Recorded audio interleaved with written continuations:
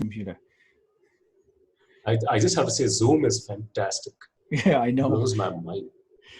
It's probably sending all this footage to the Chinese Communist Party for all we know. But boy, I really hope they drown in our nonsense. Maybe that's how it'll end. Like, oh no, some machine will effortlessly index us. No problem. Nobody's going to suffer.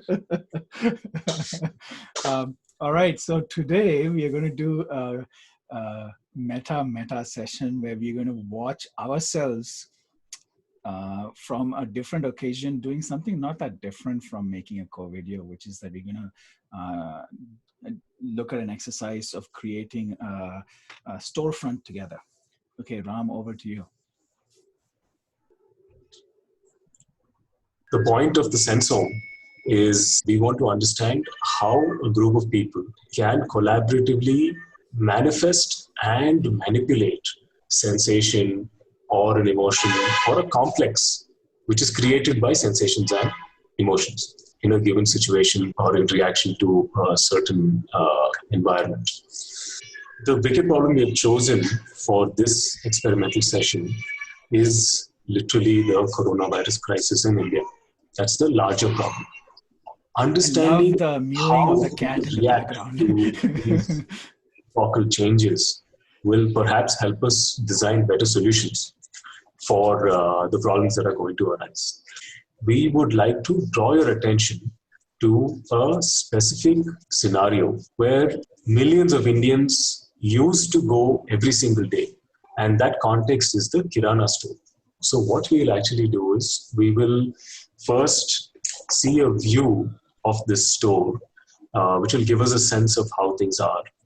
Then we will just have a short discussion talking about how we would perhaps change these things given a COVID scenario.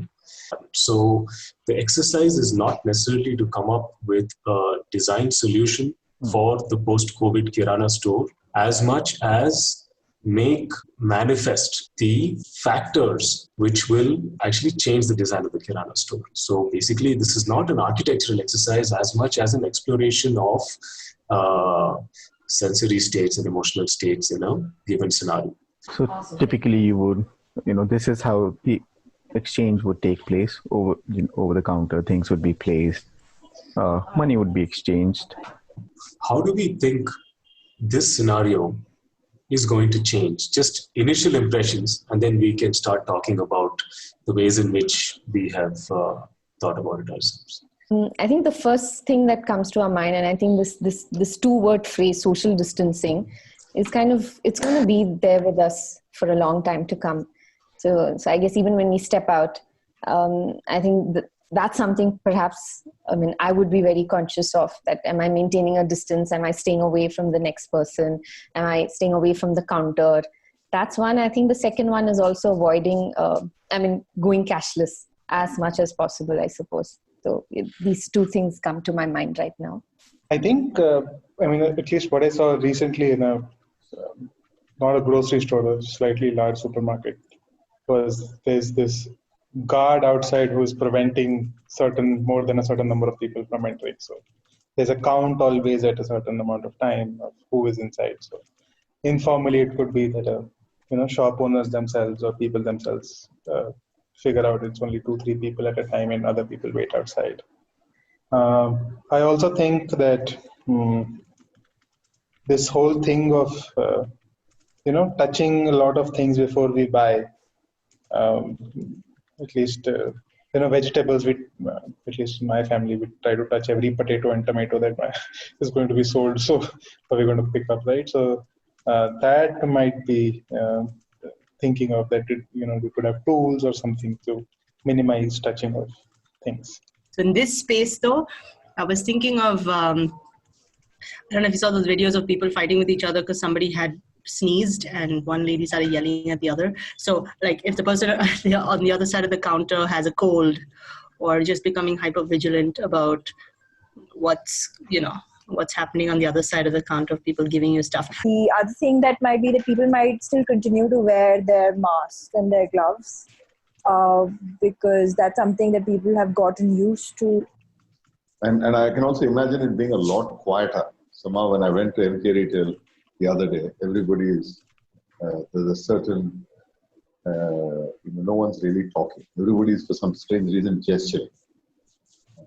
So while everybody was speaking, one thing that came to me was, social distancing, and even the term has a connotation of space, but I'm wondering what the effect will be on time. So how much time do we spend in Kirana stores? Do we linger? Do we browse? And instead, will people go in with a more targeted understanding of what they want? It'll be a more transactional arrangement. And as Anant was pointing out, less conversation. So you just go in, do your thing, and come back out. So one of the things that struck me, actually, I think Alok mentioned it earlier when we were talking, is that Kirana stores are about relationships. So a lot of people have khatas and have got, running accounts. Like Arvind mentioned, when kids were sent down, sometimes the kid wasn't necessarily sent with money. So the question becomes, and the shopkeepers actually depend on this for their loyalty. It's sort of an informal loyalty program. So I wonder how this will change. Is there any chance, Alok, to put a mask on this person? So a question I would have perhaps is, how does the mask affect relationships? Alok, could we go to the next scenario that you had ready? Maybe possibly in the future we will have screens separating us from the shopkeeper, and how that changes the interaction qualitatively. This is a rendition of a sort of an almost no-touch Kirana store. Can we have just a round of reactions to this? And I was thinking with the masks, you don't see other people's reactions in terms of smiling. Not that we're a very smiley country or a society. So, okay. So the way I look at it is it's like one aspect of our, let's say the physical aspect or the physical well-being is we're taking care of that by distance, not touching anything. And so that way we're kind of safeguarding ourselves.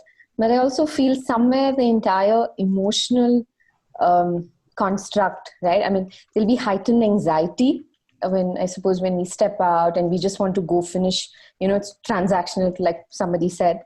So there will be this heightened anxiety, a sense of disconnect, disinterest, because I know we always there are opportunities to make small conversations, whether it's because we know our Kirana stores, we know the guy behind the counter, we know the regular people who may come.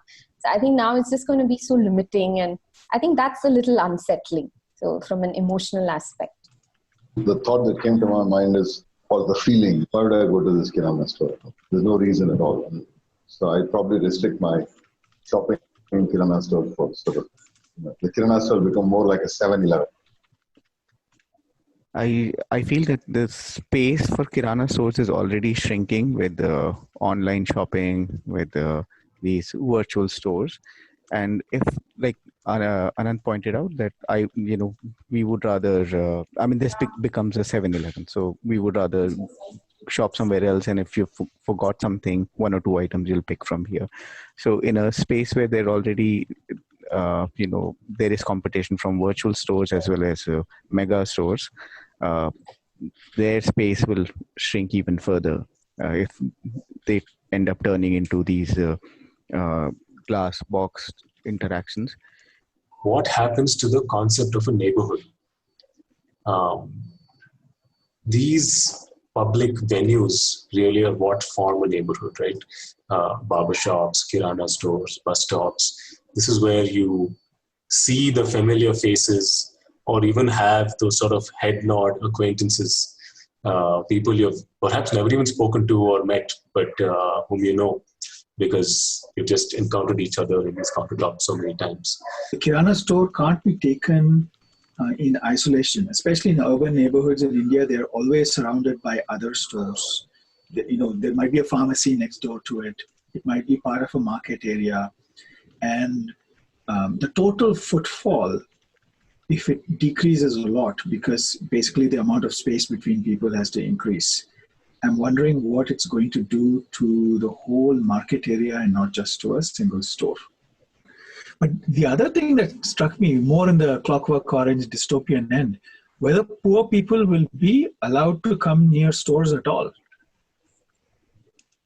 I mean, if the so-called visceral feeling of disgust when you're close to something that you think is infected or dangerous, I mean, we already have that feeling with respect to people who are poorly dressed or look dirty. So what will happen to them when they come close to a store? Okay, so thanks guys, that was great.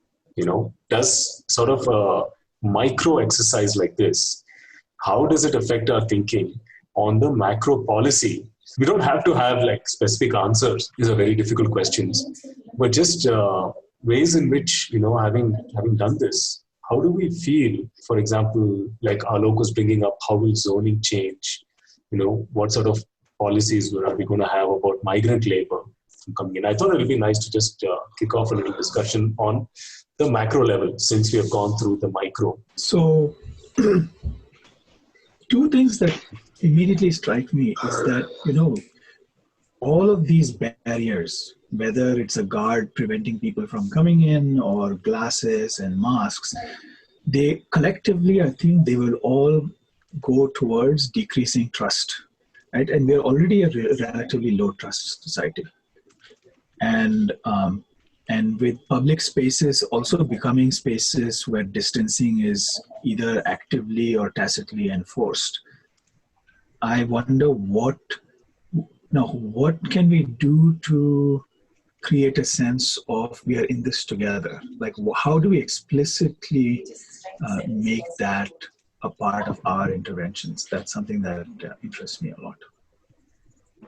So one thing that I think in line of, because there might be trust deficit, there might be the distancing might become quite negative, and also because in the country today everything becomes very communal very easily, it might also get that further. And how do we sort of work around that? Also, the whole idea of the divide between the so-called better, economically better class versus the not so better class might also increase even more. I mean, they already have their own kirana stores in that sense, like the smaller shops, but this might just become more. Third, also could and that could further lead to, again, the society being broken in that sense, and more violence in the society. We could also see that. So clearly the government and various state, let's say municipal bodies will be under great pressure to react to this. And they will have to come up with a lot of guidelines. And I think the threat, strangely enough, will be that if they do their job too well, that they can create communal tension, like everybody has mentioned.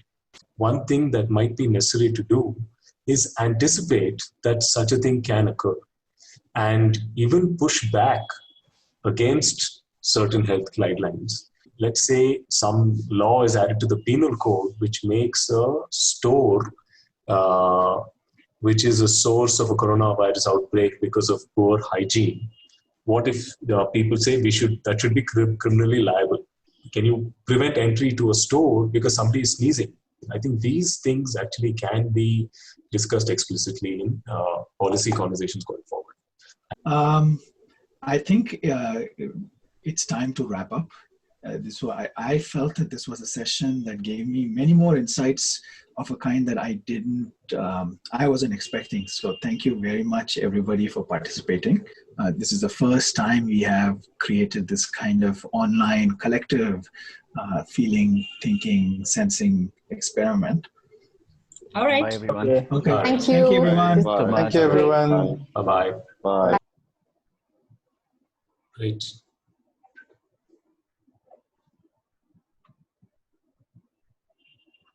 You guys still there? Nice. Sorry, I was muted. No, I said that worked. And the quick thing is send it to Kavita right away. Right. Okay, that's what I wanted to ask you actually. Yeah. yeah. And in fact, I think we can share it with the rest of the group also. So I will. That link is anybody who has the link can view the video, Yes. right? Yeah. Yes. You want to share the Who's entire Kavita? file to the group or sorry? Sorry. What? Kavita is Anand's partner and the sort of the point person for the fertilizer discussion, I believe. Is that correct? Yeah, she has been working with ASHA, the Alliance for Sustainable and Holistic Agriculture, for many years. She's one of the conveners. Okay. Yeah. There were so many things that came to me when I was watching it. And given that we were going to have a discussion about the singularity, I thought I'll prep it with a kind of reflection on that video. One of the things might be how, yeah, exactly. If I take a look at this, if the Kirana store may become digitalized in an interesting way, which is that if I have access to this view of the store, I might just point to something virtually saying that this is what I want and it'll get delivered to me, right? If you remember, one of the problems was that I may not want to go to the store, but the store may come to me through a digital interface now, right? And I'm wondering if the digitization, so just as libraries got digitized, right? One of the first things that got turned into an online experience was the act of browsing bookshelves and that serendipitous capacity to see something. Like, I mean, I'm a person who did that for decades, and compared to what I used to do, I almost don't do it at all, right? Like my experience of books now is, here is what I want to read. I'm going to Google it, or I'm going to go to an online resource and get it straight away, right? And I'm wondering if a lot of the physical world, including our everyday grocery shopping experience, is going to be turned into that. I mean, in a sense, e-commerce is that, but I guess what you're saying is the feeling of being there, right? Yes. So I'm saying that it again, that semi-visceral, this 3D version, as opposed to the e-commerce where I have a flat screen, but something that allows me to essentially use a digital interface to interact with that actual physical person. I definitely feel product websites will definitely go in that direction. Like the new Nike shoe. E-commerce, weirdly, so the Amazon front page is it's very poorly designed, and it looks bad, but it's incredibly effective. So for them, the speed at which it loads, for example, is super critical. Yes. So and then the second is the recommendation engine. Yes. And if people visit it again and again, the design disappears. Yes. And e-commerce has its own crazy sort of way they make impulses happen. Right. It's a horrible. But yeah, definitely product, I think, is heading in that direction. I have a story to talk. My first story about Kirana stores. So we moved to Delhi in 1975, and I was quite young, very young. And of course, this was literally like the day or so after we moved to Delhi. And my mom asked me to go to the local Kirana store and go get. So in Tamil, salt is uppu, right? And so she said, uppu vainva. So which is right. So go buy some salt and come back. So I go to this store and I said, Uppu Varno. And of course, this is in Delhi. So, here's this 4-year-old kid who is asking the store guy to, I want salt, but he doesn't know what I'm asking. Right. So he asked me to point to it. So, or rather, he didn't ask me to point to it. He started pointing at things. Is it this? Is it this? Is it this? And I said, no. And after a while, he said, why don't you go back, ask your mother what in Hindi it is, and then come back. And so I went back home and she said, oh yeah, uppu is namak. So then I went back and I said namak, and he immediately gave it to me. So that was my first ever experience. I mean, that's my first conscious experience of a Kirana store. And of course, a week or two after that, I was fluent enough in Hindi that I didn't have to have that problem anymore. But it's that experience. I mean, and he was such a patient man. Like, he slowly went through the whole store, pointing at one thing after another. Unfortunately, he didn't land upon salt. You could say that was a good thing because then I learned the name for salt. And you remember the story. It was memorable. Yes. I think, do you know that Persian? No. I mean, I because we moved out of that particular location soon after. Like, basically, we stayed there only for about a year, and so so my experience of Delhi was in the same neighborhood but in a different location. So we went from B7 to B2 in Sabzing Enclave. So there I remember lots of people in B2.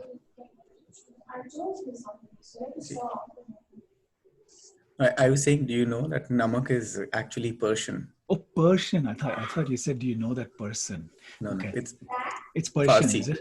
I'm not surprised. I mean, and I think Hindi in Delhi in the 70s Delhi was still an Urdu-dominated culture till partition, right? And we are only talking about generation after partition. Right. And many of those words have just become part of Hindi, right? So Yes. We don't think of them as I don't even know is there some Sanskritized Hindi version for namak? Probably, I'm not sure. But I've only heard namak. Yeah. And when how I found out about this was I had a Persian colleague at Aghan, and she asked for namak, and then we asked her, like, is that what you call it in Persian? Or I think we asked her something that, when did you learn Hindi? She said, no, that's not Hindi, that's Persian. We found out, that's I would also think the word for it, Persian. I think that there are many, and in fact, because I had one of my first roommates in the US when I came here was Turkish. And because Persian culture, so in a sense, a lot of Islamic high culture was Persian, right? In fact, Persian was the court language, I think, across the world from the Middle East to India. The Mughal court, I think, was Persian, and so on. And so many terms in Turkish are recognizable to us. And yeah, but also my grandfather was an Urdu teacher, and his father knew Persian because they kept land records, and that was the official language. So yeah. There's a finer distinction. In Persian, there's, I think, a dialect called Dari. Actually, they call it their own language, actually. That's spoken in Afghanistan also, right? That's right, yeah. And Dari was the finer language, and there was a sort of a guttural Persian. I see. So now we think of all of it as refined. Yeah. Like Urdu itself, I guess. Yeah, exactly. And I mean, in fact, even the term for refinement, tehzeeb, right, is probably a Persian term, would be my suspicion. Right, certainly. So, yeah, in fact, that's the only Hindi I know. I don't know. I mean, I can't speak the Sanskritized Hindi. And most people in India don't. Who does that? Nobody does that. Unless I think only people document. in Nagpur speak like that. Yeah. And Doordarshan. I actually remember, right? I mean, so this debate about how to represent a language to a nation, the language, and it's interesting. I'm reading Benedict Anderson's Imagine Communities, which is a wonderful book. But one of the things that I was always puzzled about why is language so important to the nation state? I never understood it, right?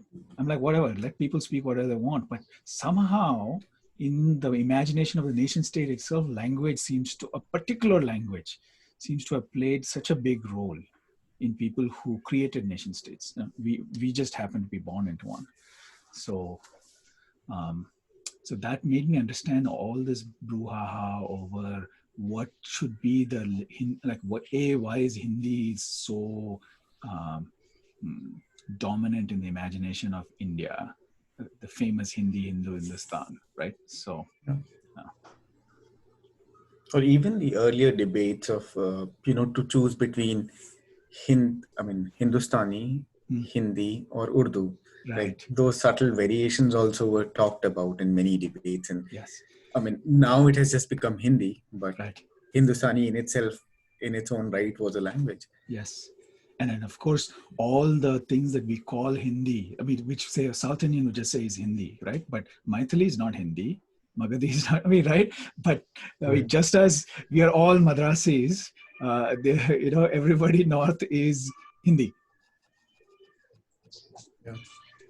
So, I guess it takes, language can only form if you have a very cohesive group, right, which is interacting with itself, not hermetically, but a lot with itself.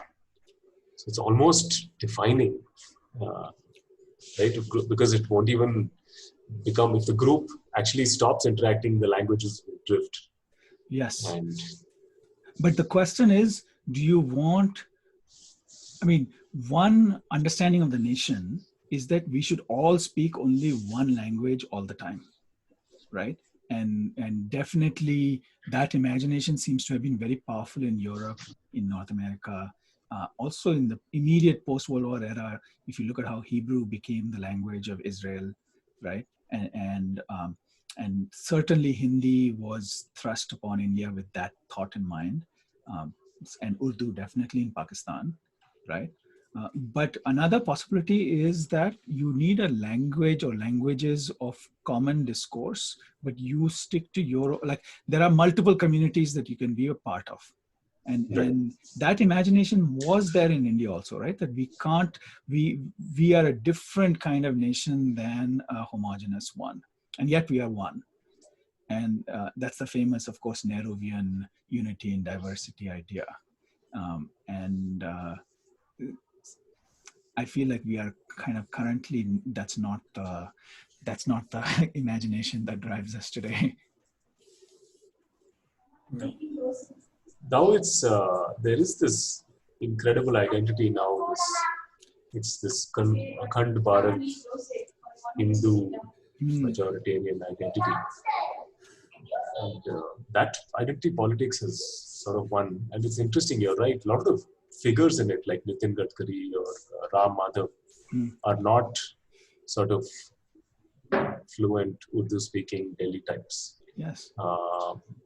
The rise of Nagpur. True. I would be very surprised if people in Nagpur in their everyday life speak, I don't know what kind of Marathi they speak. It may be. No, there's a lot of people who won't even know Hindi. They won't even speak. Yeah, absolutely. Throughout Maharashtra. Right. And so it's interesting that Hindi has become, in the same way that a certain kind of Brahminical Hinduism, which is not most people's experience of Hinduism itself, right? So how these very narrow windows into human experience are somehow becoming the norm, and why?